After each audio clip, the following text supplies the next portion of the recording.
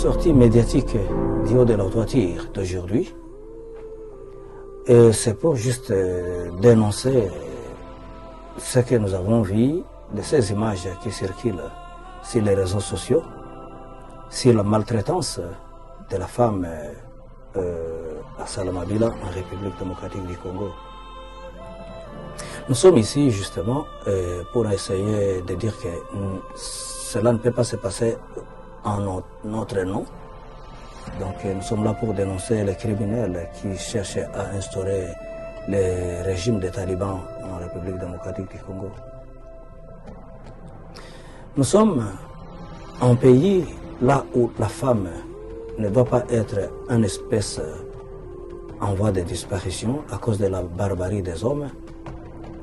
Et ça, c'est cet état de lieu qui nous amène à monter du haut de la toiture et dénoncer avec la dernière énergie. Ça, c'est l'état de lieu.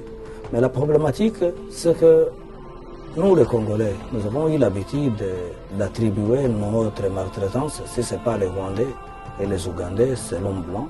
Et si ce n'est pas l'homme blanc au niveau interne, nous avons eu cette habitude de dire que voilà, parce que c'est un commandant non autochtone, originaire d'une autre province, qui est venu nous maltraiter.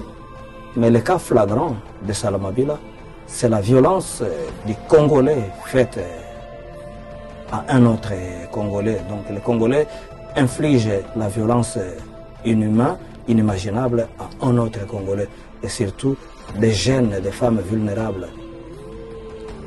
L'autre point qui nous étonne, ça se passe comme s'il n'y avait pas vraiment un gouvernement comme des représentants de l'État, d'où c'est aussi une preuve empirique, irréfutable, irrévocable et plausible pour démontrer carrément qu'en République démocratique du Congo, il y a cette carence, ou bien cette, non seulement l'absence de l'autorité de l'État, mais l'inexistence de l'État dans certains points de la République.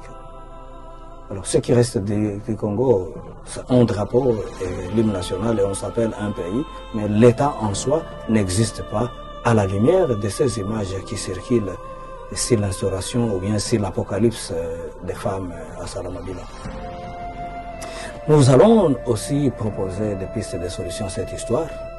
Avant d'arriver là-bas, nous voulons dire qu'à un certain temps, on nous a fait croire, on a formaté toute la population du Congo comme quoi la raison ou bien les milices ont une raison d'être qui n'est autre que l'autodéfense contre les forces étrangères.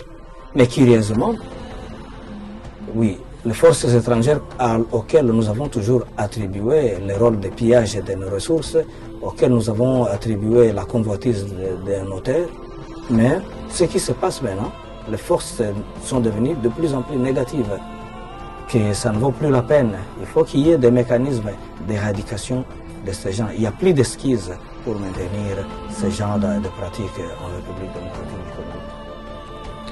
Et pour chuter, là, qu'est-ce que je peux dire? Pour chuter, je veux dire que, écoutez, il y a des femmes en République démocratique du Congo qui sont dans la position de dénoncer, de dire que ce qui se passe à Salamabila doit être les dernières femmes à subir la maltraitance, la tribulation, l'apocalypse, et que tout le monde, tous les hommes congolais devraient normalement sortir dehors et déclarer non en mon nom et dénoncer ces pratiques et surtout engager les procès judiciaires contre ces criminels, les chercher jusqu'à leur dernier retranchement. Et enfin, je veux dire que le crime n'est jamais périmé et la justice n'est jamais expirée. Je vous remercie.